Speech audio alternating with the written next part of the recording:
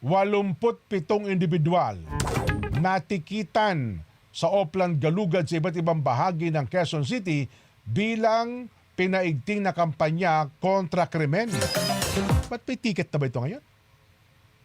Paano natikitan? Ang alam ko tinitikitan yung traffic violation. Ay pakinggan natin ang report ni Jimboy Tihano. Bakit tinikitan, Jimboy?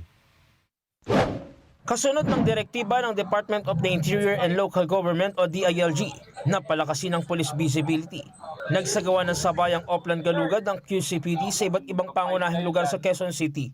Katubang sa operasyon ng lahat ng police station sa lungsod. Sa kabuuan, 87 individual ang natikitan dahil sa paglabag sa mga city ordinance. Kabilang dito ang mga menor de edad na nahuling nasa lansangan lampas alas 10 ng gabi. 3 menor de edad mula Caloocan City ang nasita ng mga pulis habang naglalakad sa isang barangay sa lungsod. Ayon sa kanila, bumisita lamang umano sila sa kanilang kaibigan.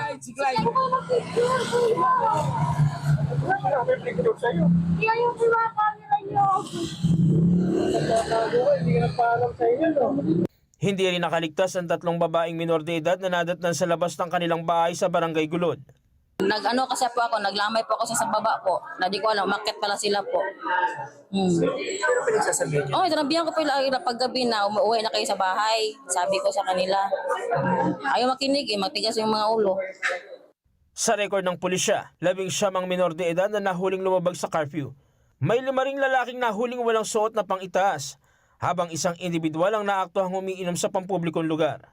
Sa hiwalay na operasyon ng Laloma Police, sa Barangay Apolonio Samson at Barangay Manresa, 13 lalaki ang nahuling walang suot pang-itaas. 7 minor de edad ang lumabag sa curfew at 34 ang may traffic violence. Aigtingin po natin ang ating police visibility, especially during night time. Nandiyan po yung alam namin kung saan yung crime-prone areas. Kung pwede po sana makipag-cooperate kayo.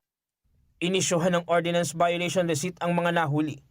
Multang 1,000 hanggang 5,000 piso depende sa ordinansang nilabag ng isang individual. Sumailalim rin sa lektura ang mga nahuling lumabag upang ipaalala ang malaking abala, partikular sa mga magulang na silang may pananagutan.